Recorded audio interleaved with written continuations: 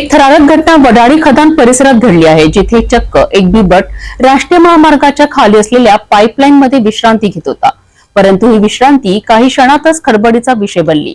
बघूया या घटनेची सविस्तर माहिती.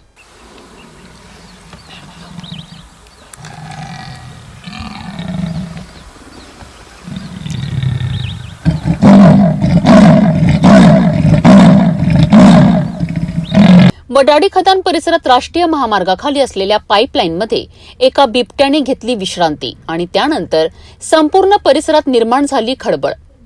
सकाळी संत गुणवंत बाबा मंदिराजवळ एक नागरिक पाईपलाईन मधनं जात असताना त्याने बिबट्याला पाहिलं. हे दृश्य पाहताच त्याने आवाज केला आणि काही वेळातच शेकडो नागरिकांनी त्या दिशेने धाव घेतली.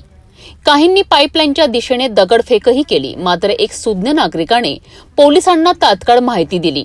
सर्वप्रथम आता आपण उन्हीचा तडाखा बघता जंगलामध्ये सर्व ठिकाणी वनवे पेटल्यामुळं तृणभक्षी प्राण्यांचं अन्न नष्ट झालं. ते शहराकडे व गावाकडे त्यांनी धाव घेतलेली आहे. निसर्गाच्याच अन्न साखळीतील महत्त्वाचा घटक असलेला वाघ व बिबट हा त्याच्या अन्नाच्या शोधात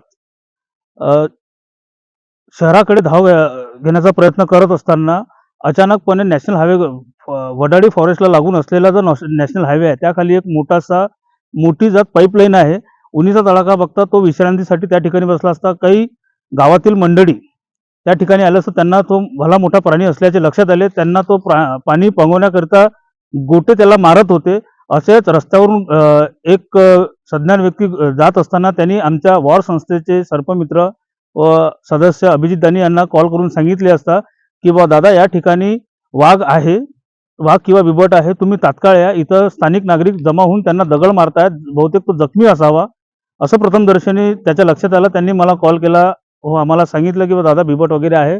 आम्हाला सर्वप्रथम असं लक्षात आलं की बा त्याचा अपघात वगैरे झाला असेल व तो रस्त्याच्या कडेला बसला असेल कुठेतरी व लोक त्याला दगड मारत असेल. ते बघण्याकरिता आम्ही तात्काळ या ठिकाणी दाखल झाले असता आम्ही स्थिती बघितली त्या ठिकाणची. उन्हाच्या तडाक्यामुळे तो बिबट सावलीच्या आश्रयत बसला असावा असं आमच्या लक्षात आलं. आम्ही याची माहिती तात्काळ वन विभाग, वडाळी रेंज ऑफिस यांना दिली. त्यांनी तात्काळ त्यांची चमू या ठिकाणी पोहोचली. ते पोहोचल्यानंतर त्यांनी पोलीस कंट्रोल रूमला प्राचारण केले व गर्दी पांगवण्यासाठी त्यांनी प्रयत्न केले. त्या प्रयत्नामुळे गर्दी जशी जशी कमी होत गेली, त्या गर्दी कमी झाल्यामुळे वन विभाग व आमचे काही स्थानिक NGO पैकी काही सदस्य यांनी वन विभागाची मदत केली व सुखरूपरित्या त्या बिबट्याला जंगलात हुडकून लावण्यात आम्ही यशस्वी झालो. नागरिकांना आमचे असेच आव्हान राहील की उन्हाळ्याच्या दिवसामध्ये जसा उन्हामध्ये आपली लाहीलाही होते तसंच वन्य प्राण्यांची सुद्धा पाण्याकरिता व अन्नाकरिता लाहीलाही होत असते. तरी असे कुठल्याही प्रकारचे हिंसक किंवा तृणभक्षी प्राणी आढळल्यास त्वरित फॉरेस्ट डिपार्टमेंटच्या हेल्पलाईन क्रमांक 1926 व त्यांच्या कंट्रोल रूमला कळवावे, जेणेकरून मानव वन्यजीव संघर्ष वाढणार नाही व जसा माणसाला जगण्याचा अधिकार आहे तसाच वन्य प्राण्यांचा सुद्धा तितकाच अधिकार जगण्याचा आहे. तरी सुंदर निसर्गाच्या स्वप्नाला आपण सर्वांनी एकत्रित येऊन वन्य प्राण्यांना व पक्ष्यांना वाचवावे, हीच वॉर संस्थेतर्फे नागरिकांना अहवाल राहील. उन्हाळ्याच्या दिवसांमध्ये कुठेही वन्य प्राणी आढळल्यास घाबरून न जाता तात्काळ याची माहिती वन विभागाला कळवावे, नाही तर आमच्या वॉर संस्थेला सुद्धा कळवण्यात यावी. आम्ही तात्काळ त्या ठिकाणी पोहोचून वन्य प्राण्यांना त्यांच्या नैसर्गिक अधिवासात सोडण्यात मदत करू, इतकेच आवाहन वॉर संस्थेमार्फत सर्वांना राहील. फ्रेजरपुरा पोलिसांनी आणि वन विभागाच्या रेस्क्यू टीमने त्वरित घटनास्थळी धाव घेतली. अनेक तासांच्या प्रयत्नानंतर वन विभागाने तारेचे कुंपण कापून बिबट्याला निसर्गात परत जाण्याचा मार्ग मोकळा केला. थोड्याच वेळात बिबट्या पाईपलाईन मधनं बाहेर पडून थेट जंगलाच्या दिशेने निघून गेला.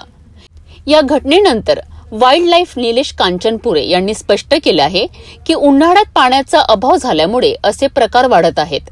वन्य प्राणी पाणी शोधत नागरी भागात येतात आणि त्यामुळे नागरिकांनी घाबरून न जाता संयम ठेवणे अत्यंत गरजेचे आहे. अमरावती शहरातील वडाळी खदानच्या परिसरात असलेल्या राष्ट्रीय महामार्गाच्या बाजूलाच असलेल्या आपण पाहू शकता थेट ज्या ठिकाणी बिबट असल्याची खळबळ उडाली होती, नागरिकांनी मोठी धाव घेतली होती.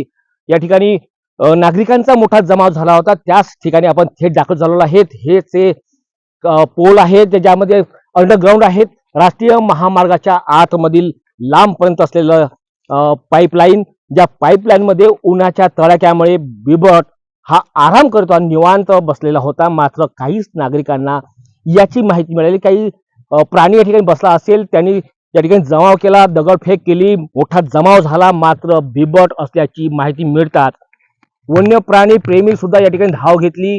यासोबत त्यांनी तात्काळ वन विभागाला माहिती दिली आणि घटनास्थळी पोलिसांनी सुद्धा धाव घेऊन वन विभागाने या ठिकाणी रेस्क्यू पथक सुद्धा दाखल केलंय आणि या ठिकाणी लावण्यात आलेली मोठी जाळी सुद्धा तारेची कापण्यात आली, जेणेकरून या अंडरग्राऊंड पोल मधून बाहेर पडल्यानंतर बिबट थेट जंगलामध्ये शिरावा या करिता प्रयत्न करण्यात आला आणि मोठ्या प्रमाणात अनेक तास रेस्क्यू या ठिकाणी वन विभागाने राबविलंय आणि शेवटी बिबट हा जंगलाकडे पळून गेलाय.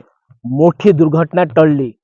अमरावती शहर या ठिकाणी मानव वस्ती जी आता मोठ्या प्रमाणात वाढत आहे, त्याकडेच जंगलातील प्राणी हा पाण्याच्या भटकंतीकरिता शहराकडे धाव घेत आहेत. ही आताचीच घटना नाही तर अनेकदा ही घटना घडत आहेत. वन्य प्राणी थेट नागरी वस्ती शिरत आहेत. त्यामुळेच नागरिकांनी सुद्धा काळजी घेणे आवश्यक आहे. वन्य दिसतात, प्राणी दिसतात, तात्काळ वन विभागाला किंवा वन्य प्रेमींना सुद्धा तात्काळ माहिती द्यावी, जेणेकरून वन्य प्राण्यांना सुद्धा त्रास होणार नाही याची सुद्धा काळजी घेणे अतिशय गरजेचे आहे. कॅमेरामन प्रदीप इंगुलेसह मी शृंगारे, पाहत रहा सिटी न्यूज, अमरावती. बिबट्याच्या या थरारक भेटीनं एक बाब अधोरेखित झाली आहे. मानव आणि वन्य प्राण्यांच्या अधिवासातील सीमारेषा आता धुसर होत चाललेली आहे.